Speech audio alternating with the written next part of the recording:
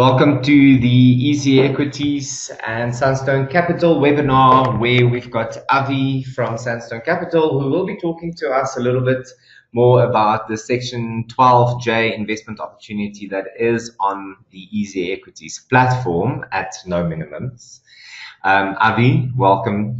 Thank you, Waylon. Thank you. Thank you for making some time to chat about the Section 12J investment and the opportunity that it brings to our community. Avi, I will give you the floor and you can take it away. Fantastic. So I think the easiest way to start or to go about understanding Section 12J is maybe just to go a little bit into the history behind it and the thinking behind it, at least what it's supposed to bring and offer. So Section 12J was initially introduced with effect from 1st of July 2009. Really, it was a rip-off of the VCT, Venture Capital Trust Program, which was launched in England, and that went successfully for a number of years.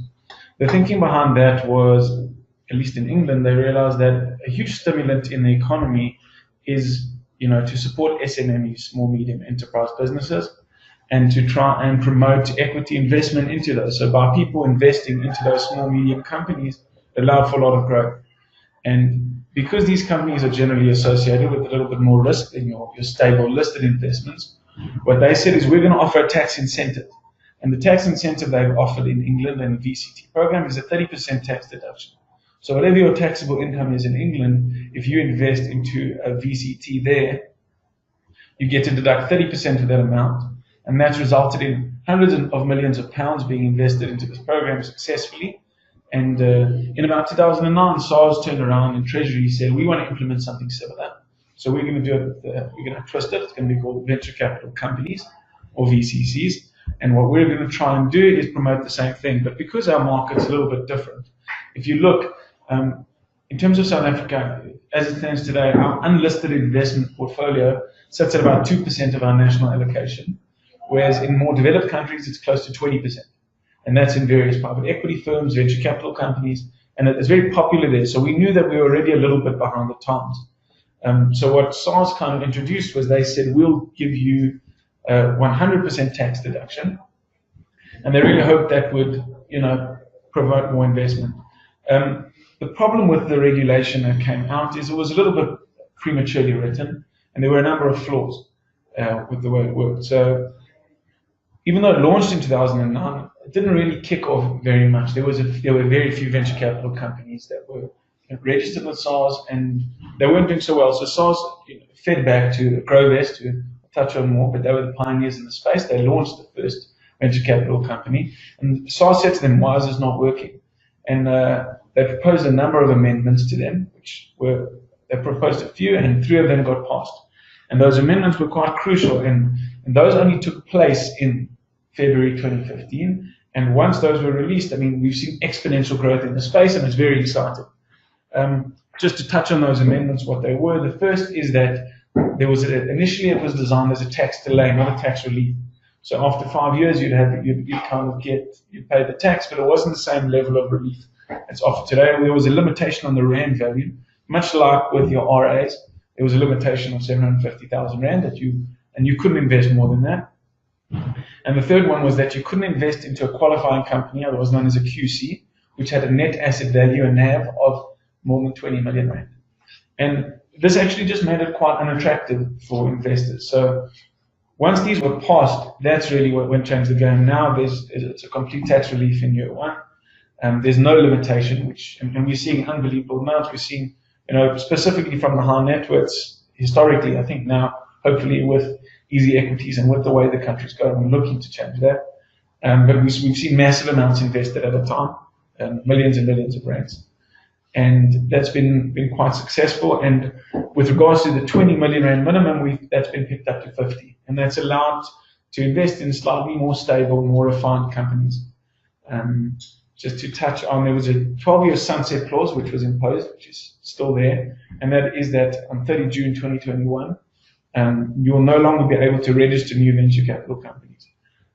Really what that means is that any existing venture capital company will be fine, but you can't do something new. What we suspect, and just from the level of involvement and feedback we've had from Treasury and SARS as of late, being in our position in the industry, we do feel this will continue. It's been a very successful program, the 12J space.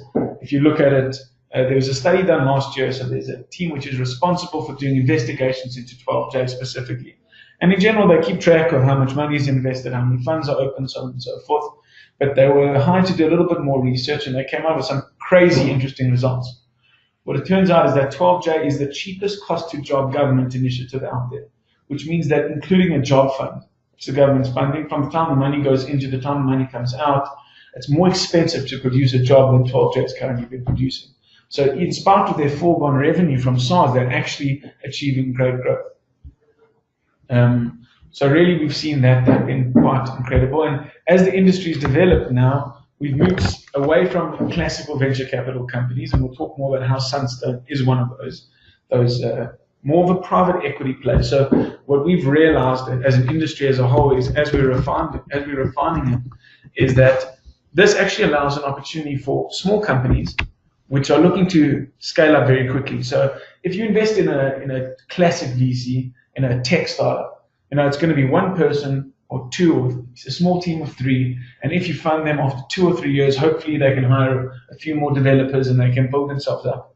But if you go to an established company which isn't getting the right amount of bank finance, isn't getting the right access to capital, and you allow that to scale and you give that's created a lot more jobs and it's had a lot more of a positive impact.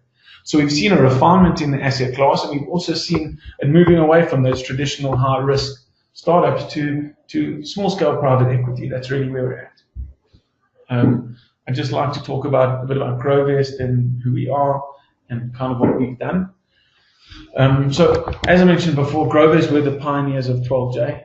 They were the first guys. They actually, we lobbied to SARS, to FSCA, to the Davis Commission, and it's important to understand that 12J has become a very regulated space. SARS are very much on top of it. They're very cognizant of what's happening. They're very interested. They want to see it develop. And being at the forefront of that, we hold those relationships with them, and we get a very good feel of what's going on. And again, largely because we were the first venture capital company, and because we've just shown the success. With regards to GrowVest, there are two legs to the business. The first being the corporate advisory. So because we were at the forefront of everything, we act as fund administrators. So what that means is all the legal and compliance and SARS and FSCA requirements that are involved in starting with 12J. We've got a team of corporate advisors which guide prospective and new 12Js through that process. And that also allows us to have a nice high-level view of what's happening. And on the second leg of the business is we have our own proprietary funds, which we manage and promote. These are opportunities which GrowVest itself has taken, and these are funds which we've built and developed. Just an interesting slide to look at is, if you look at the growth of 12J over time, you can see in about 2012, there were very few Section 12Js that were listed, and the RAND value involved wasn't very high. And we've seen exponential growth. In 2017, we're sitting at 1.8 billion Rand of assets involved in 12J. And just in the period of 1 year, that went from 1.8 to 3.8, which is a huge jump, and we're expecting another significant jump this year. So really, as the space has developed and refined and gotten a bit more specialized, we've seen a lot more interest and a lot more investment. And that's really where we're sitting at today. To talk a little bit more about the investor profile, again, because we act as fund administrators, because we see what's happening in the industry, the type of people who are typically investing in 12J tend to be people with the following characteristics. They're looking for enhanced returns from their asset class diversification. They're looking for something different. They're looking to go out of that vanilla and listed solution and understand something that can bring them better returns, that can diversify what they're investing in, not just the same thing that we've been investing in as a country and as an individual for many years. It's an individual who, or even a company or a trust, that they have an appetite for more risk than low risk instruments. What I'm talking about is your money markets and your bond markets, and people are willing to take a bit of a chance. They're willing to take a risk. They want to see their money work for them. They don't want to see it sitting in an account and having capital erosion. Sorry, Avi, I just quickly want to jump in. Just want to make sure, can everybody hear me? Just raise your hand if you can. I know that some of you are saying that there is a little bit of an audio issue. No?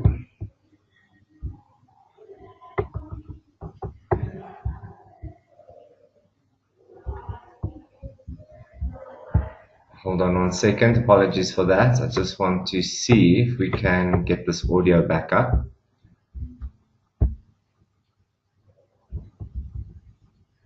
From my side, everything seems to be okay. You can just raise your hand if you can hear us. Sorry about that. Can you just raise your hand if you can hear us?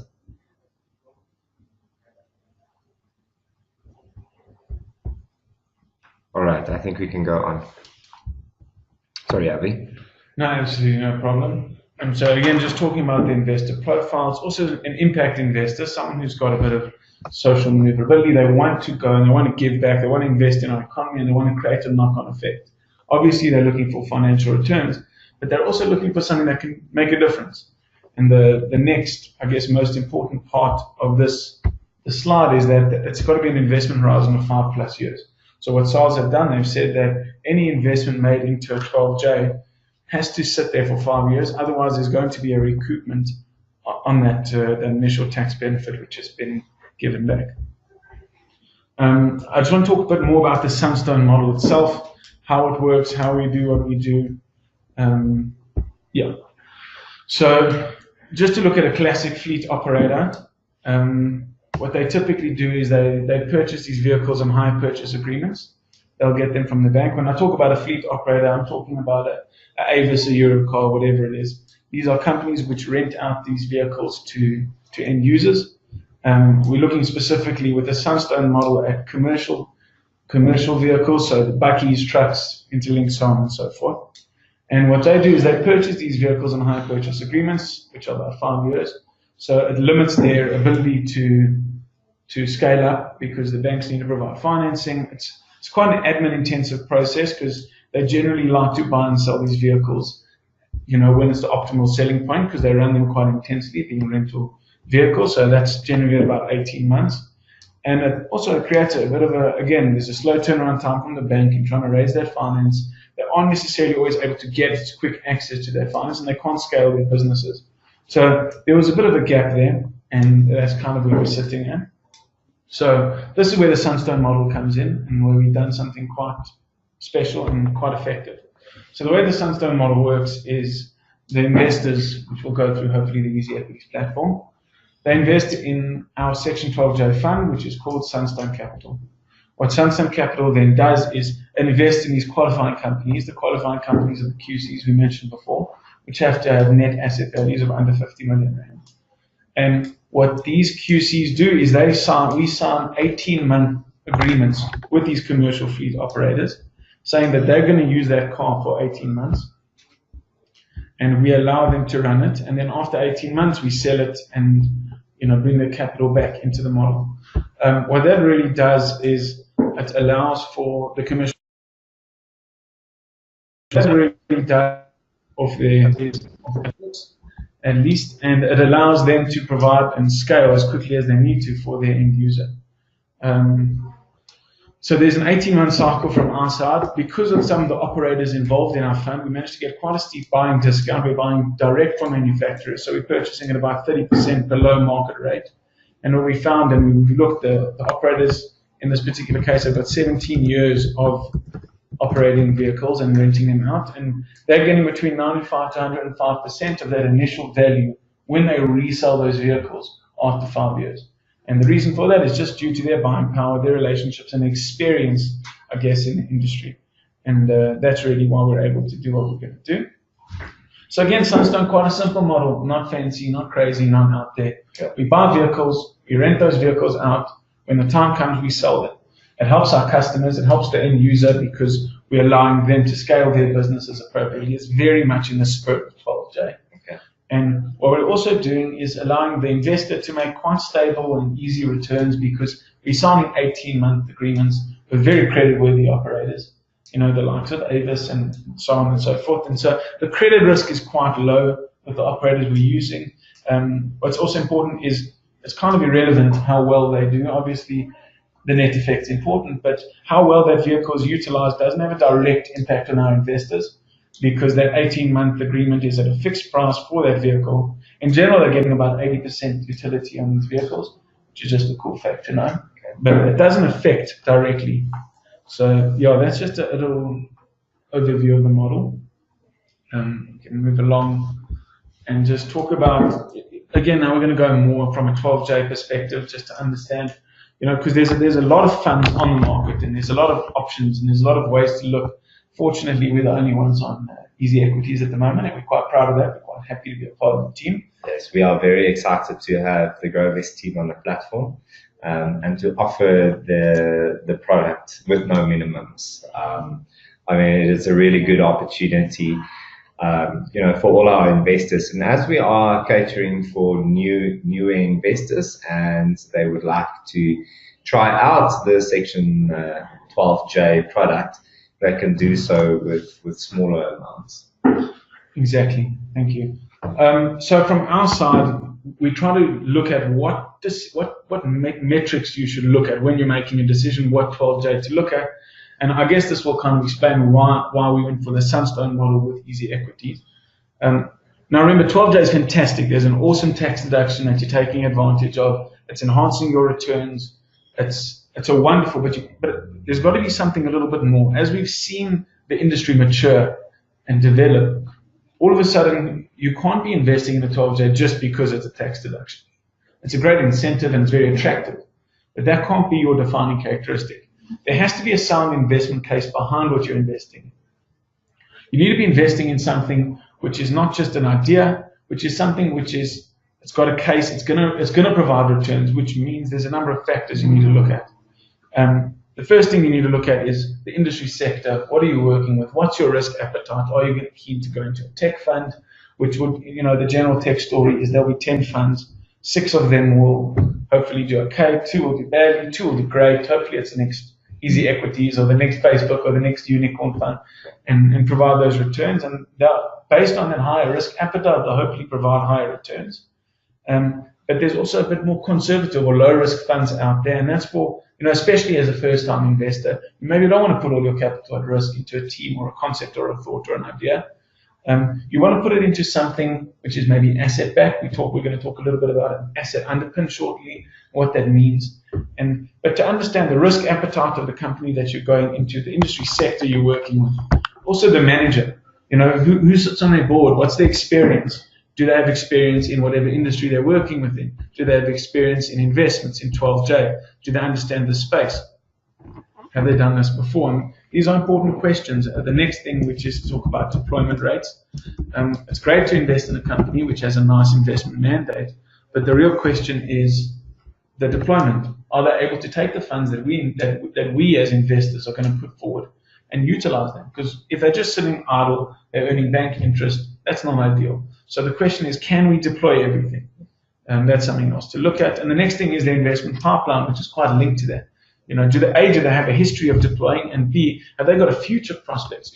Have they shown that there's an interest out there that if you invest into this fund, that it's going to go somewhere, it's going to go into something, and it's going to earn you the returns you're looking for?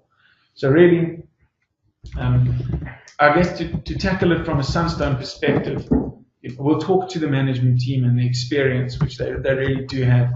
In terms of risk appetite, this is a low risk product. There are higher returns out there. If you've got the appetite for a higher returning product, a more maybe tech oriented or more sophisticated model, they exist. They're out there. And you can find them through any number of the 3,000 emails you probably got this month from 12J. But if you're looking for something which is low risk, stable, it's a dividend yielding product. It's not giving you huge growth at the end of the product. We're not trying to grow something. We're trying to provide stable, consistent returns.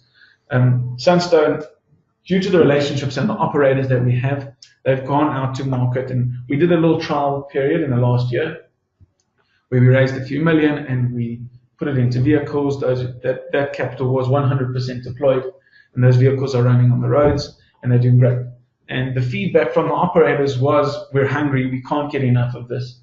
The more money you pump into this, the more we want. So in terms of our pipeline, we've only released a capital raise of about 70 million, and we've seen a much bigger pipeline. There's much more of a demand for these vehicles than that number. We just want to be able to deploy quickly. Yes. And that's something quite unique about our fund. Moving forward to just talk a little bit about an asset underpin, what it means, what it is. So we talk about an asset underpin. That refers to when whatever you're investing in, it's underpinned by an asset. That means that when you're investing into something, it's asset-based. When you put money into Sunstone, it's not going into a team. It's not going into an idea.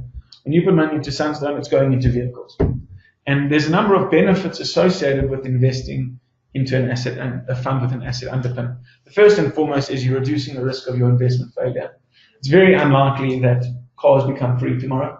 Yes. If they do, I'll be the first in line at the Maserati stand, but I don't think that's the case. You've got an asset underpin. You've got something which you're investing in which has a real value. So the risk of your investment all of a sudden going to zero is very low.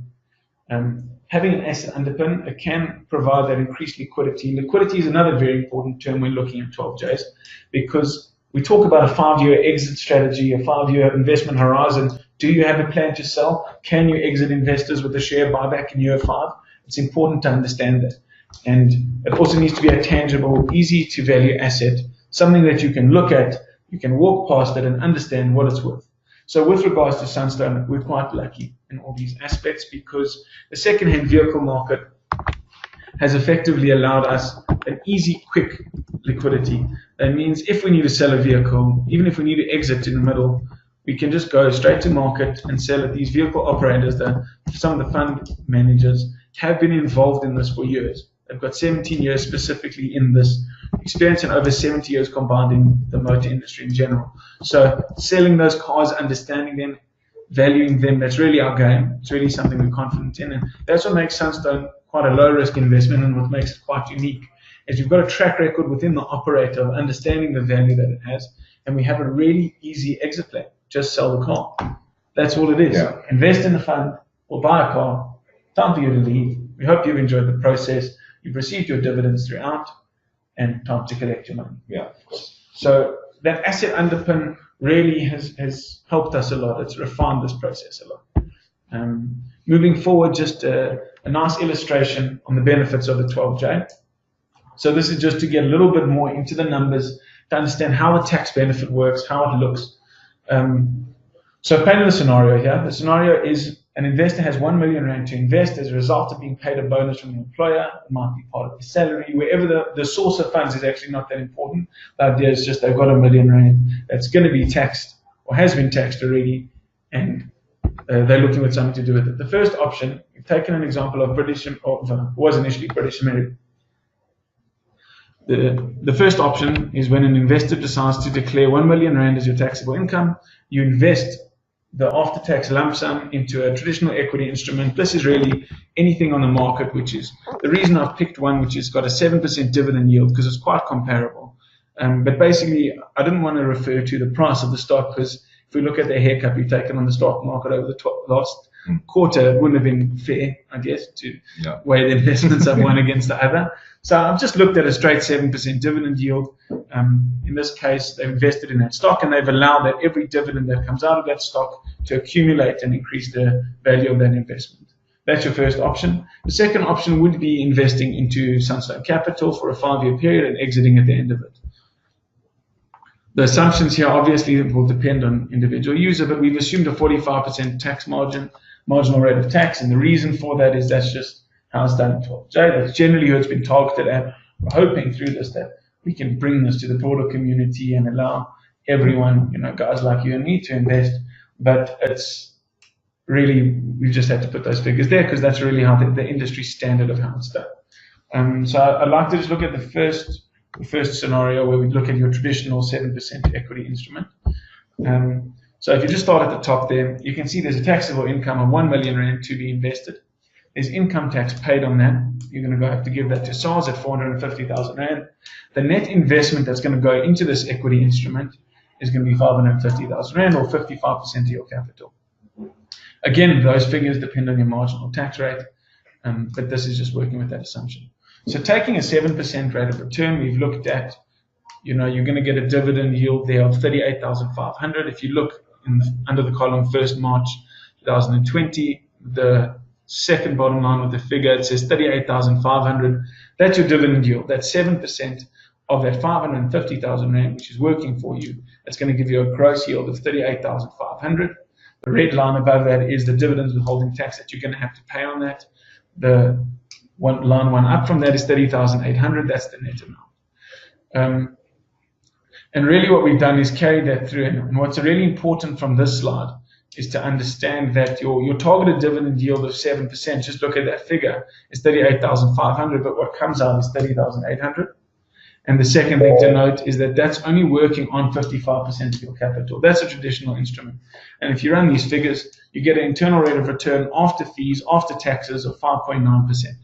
And that's with a great 7% dividend yielding product. On any other stock market in the world, this would be incredible because they're sitting on 1 or 2% interest rates and they're enjoying it. So this is a very attractive investment model for them, at least. Just to jump over to look at the Sunstone Capital investment and how that kind of plays out. So we've got the same 1 million rand that's being invested into Sunstone. That tax benefit of 450,000 rand, that's coming back to you. That's your 45%. That's what's getting returned from SARS. There's a net outflow of 550,000 rand. So your risk capital that you're sitting on at the end of the year, you'll invest now into EasyEquities. We'll send you a certificate and a share certificate and a tax certificate, which you'll submit to SARS. When you do your tax returns in July, you'll go and get that money back. So you've got a net outflow of 550,000 rand. Sunstone's particular model is 7.5% dividends targeted throughout. That won't change. Those are paid over 2 separate dividends, paid 6 months apart. Again, because of the stability of the investment, because it's just 18-month leases, we know the cash flows. That 7.5% is what you're going to get. It's not going to be more. I promise you that. Probably, hopefully, won't be less either. But that's a targeted dividend. We're quite safe at. We're quite confident in. We run the models, and that's what we can achieve. And so, of that, if you look carefully, your dividend declared is 75,000, as opposed to on the previous slide, it was 38,500. And the reason for that is because your full million rand is working for you. And that's really the beauty of 12J. So you can look at something. We've got an internal rate of return target between 16 and 18%. It depends on the final sale of the vehicle. But of that 16 to 18%, about 8.3% of that is purely from SARS. It's purely the tax benefit, and it's the fact that you've got bigger numbers working in your favor. So we can look at investments with a 7 or 8% return, and they can give you very promising results, which is fantastic. And that's, again, the beauty of 12J. And the reason I think we've picked Sunstone together to go on the EasyEquities platform is that it's simple, it's dividend yielding. You can see there's no capital growth. We're not promising to turn your money into something more. We're investing in cars, we're renting them out, and then we're selling them off. And I think the keynote here, again, just to drive it home, is that your 1 million rand is working for you. And that's the real benefit. The real benefit is you've got 1 million rand that's earning you 7.5% dividends, as opposed to 550,000 rand, which you would be earning in any other scenario.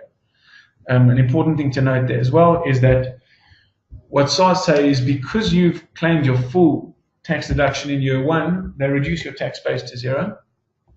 And that's why when you look at the capital gains tax there, it sits on 162,000. And the reason for that is because it's on your full amount of capital. And it's just important to note that.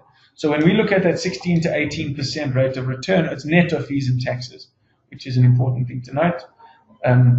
These net cash flows are after all the fees are taken. And the reason we've got such transparency, the reason we have to put it like this is because 12J is young. It's new. It's not an experienced place. We're not banks. We can't hide our fees. We can't tell you there's going to come in something later. This is after fees, after taxes. This is what your cash flows should look like throughout. Just to talk a little bit about the team that's involved, is Amaresh Chetty. He's got a BCom, PDBA, and MBA. He sits as a non-executive chairman.